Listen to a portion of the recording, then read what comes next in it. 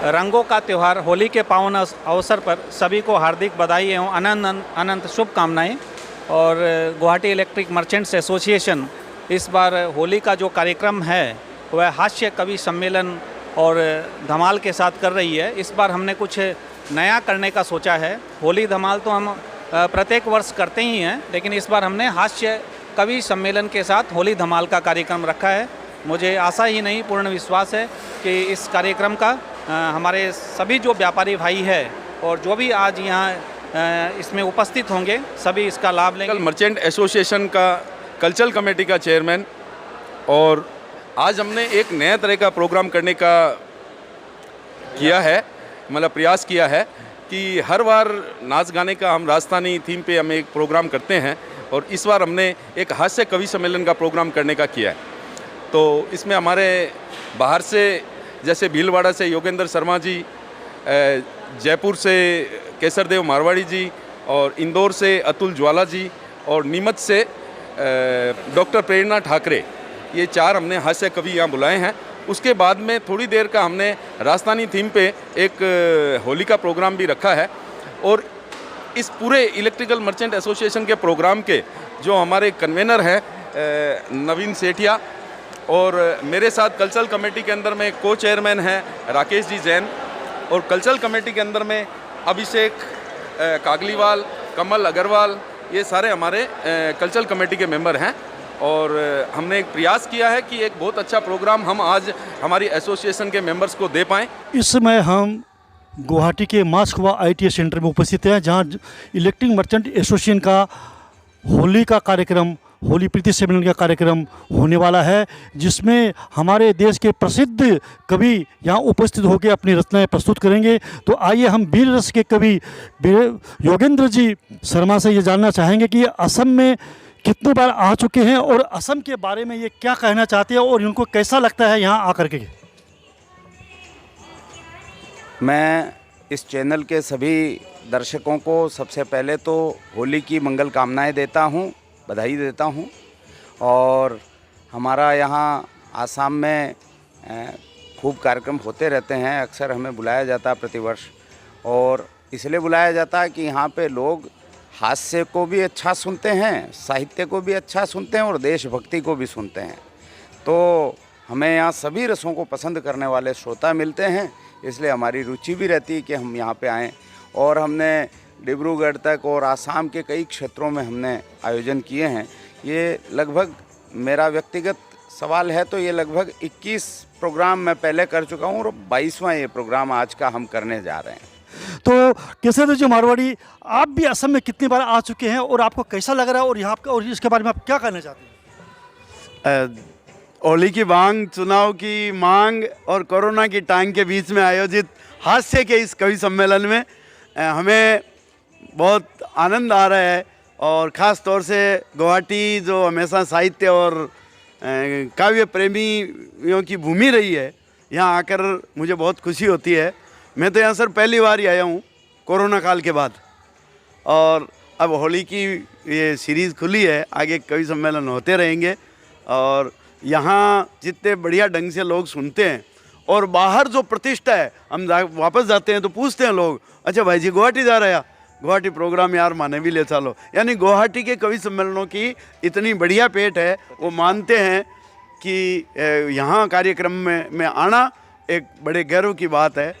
अब हमारे सामने एक ऐसी जोड़ी उपस्थित है यहाँ आज, गुवाहाटी वासी जिनकी काफ़ी दिनों से प्रतीक्षा कर रही है उनको सुनने के लिए।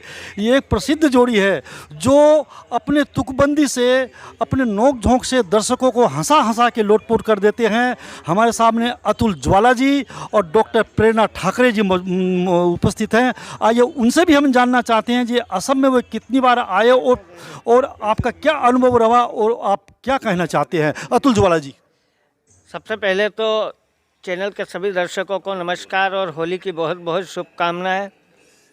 जहाँ तक असम के श्रोताओं का सवाल है, पूरे देश में जिस तरह से कवि सम्मेलन सुने जाते हैं हिंदी भाषी क्षेत्रों में, उससे कहीं अधिक अच्छा हिंदी भाषी क्षेत्र होते हुए असम में सुना जाता है।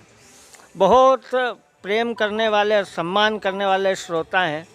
जब जब असम आना हुआ तो वो यादें हमेशा रहती है। आज भी जब हम आए तो योगेंद्र जी और हम चर्चा कर रहे थे तो हम पुराने फ़ोटो देख रहे थे तो कितनी बार आए, तो बहुत आनंददायक रहता है। और मारवाड़ी समाज ने जो नॉर्थ ईस्ट में सब जगह जो हिंदी की अलग जगह रखी है, जो मारवाड़ी भाषा की अलग जगह रखी है, वो अपने आप में एक अनूठी है। ये सबसे पहले तो मैं चैनल के सभी दर्शकों को नमस्कार करती हूँ, अभिवादन करती हूँ और होली की शुभकामनाएं प्रेषित करती हूँ। और जहाँ तक असम के श्रोताओं का सवाल है तो मैं इतना ही कहूँगी कि यहाँ संस्कृति और साहित्य का मिलाजुला परिवेश देखने को मिलता है। और ख़ास तौर से मारवाड़ी लोगों ने जो अपनी संस्कृति को संभाले रखा है वो अनुकरणीय है। और हमें सीखने को मिलता है कि हम देश के किसी भी कोने में रहे लेकिन अपनी मातृभाषा के प्रति सम्मान और अपनी जड़ों से जुड़े हुए रहें, अपनी संस्कृति से जुड़े हुए रहें। और सबसे बड़ी बात ये कि इस थोड़े से कोरोना काल की निराशावादिता के बाद एक प्रयास जो समाज ने किया है लोगों के चेहरे पर हंसी लाने का। हमारा देश उत्सव धर्मिता का देश है और यहाँ के ये उत्सव जो है वो हमारे देश को देश बनाने के परिचायक हैं।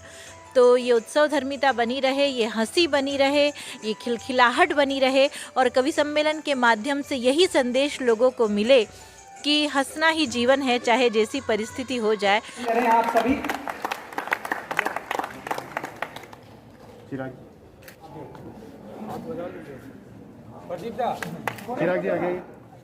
कुछ हटके प्रोग्राम है और आप सभी का एक बार पुनः मैं अभिनंदन करता हूँ। धन्यवाद। Thank you.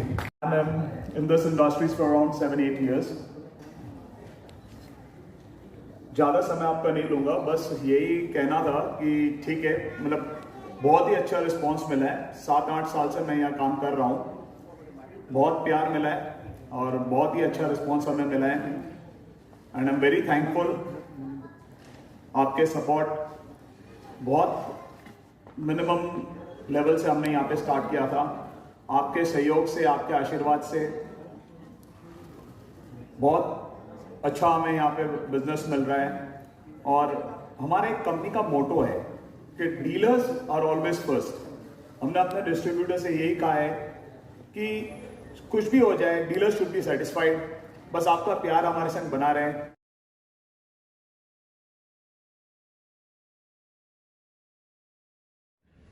आज से 300 वर्ष पहले इस प्रदेश में आगमन हुआ था आपके पूर्वजों का। जब झोपड़ियों में रहते थे, एक विशाल ये जंगल का इलाका था।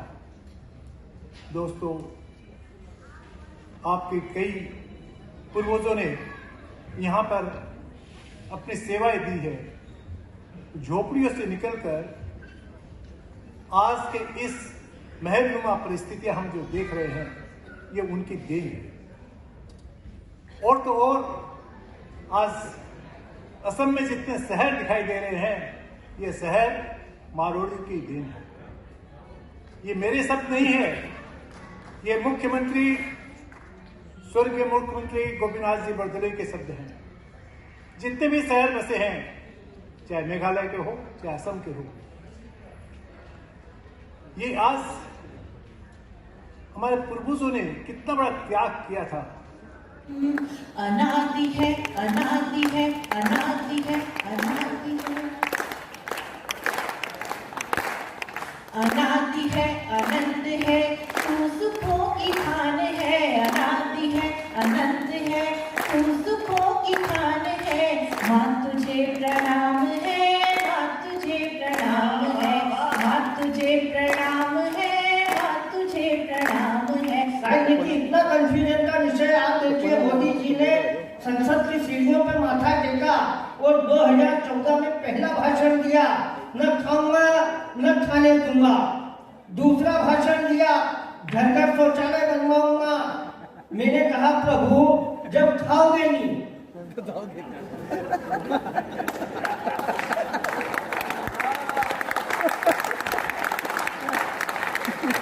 खाने नहीं दोगे तो फिर शौचालय की जरूरत काय के लिए? अरे बात यहाँ तक की ठीक था। उधर कांग्रेस के युवराज कहते हैं राहुल गांधी जी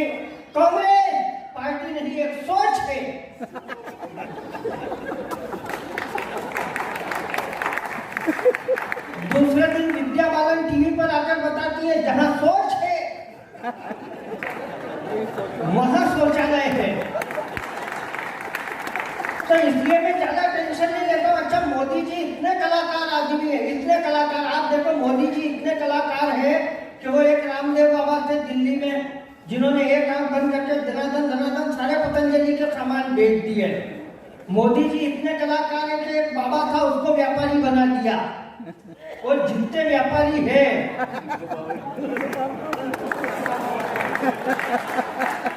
इनके लिए भी लगे हैं कि कुछ अच्छा होगा।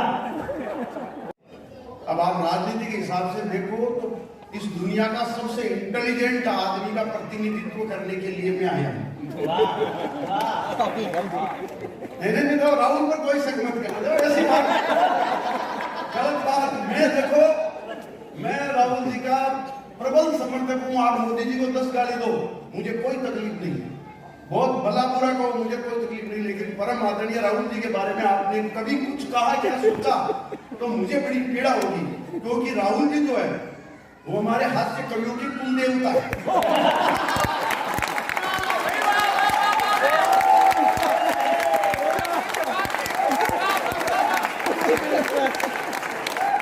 गलतियां हमारी नहीं।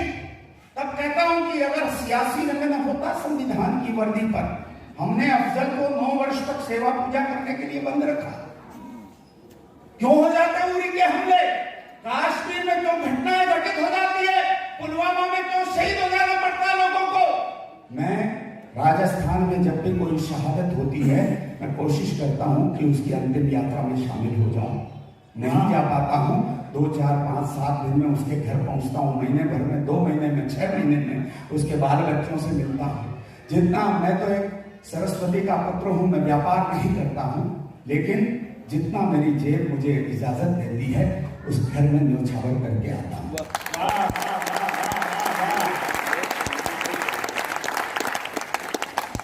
मैं निवेदन कर रहा था, आखिर ये घटनाएं क्यों घटित होती है, सुनिएगा।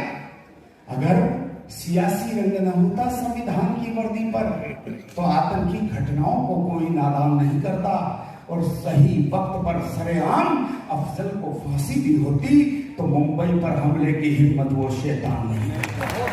कमजोर है यहाँ पे, आपका समर्थन कमजोर है। मैं 2 पंक्तियां और पढ़ता हूं, सुनिएगा। अगर सियासी रंग न होता संविधान की वर्दी पर, हाथ खोलना वैसा, अगर सियासी रंग न होता संविधान की वर्दी पर, तो आतंकी घटनाओं को कोई नादान नहीं करता। सही वक्त पर सरेआम अफजल को फांसी दी होती तो मुंबई पर हमले की हिम्मत वो शैतान नहीं करता। एक शीश के बदले में यदि 10 हमने काटे होते, उन सैनिकों का समर्थन कर देना। एक शीश के बदले में यदि 10 हमने काटे होते तो रणवीरों का वतन व्यर्थ में फिर बलिदान नहीं करता। रणवीरों का वतन व्यर्थ में फिर बलिदान नहीं करता। और 2-4 परिंदों की फांसी यदि लाल किले पर हो जाती तो भारत में घुसने की हिम्मत पाकिस्तान ने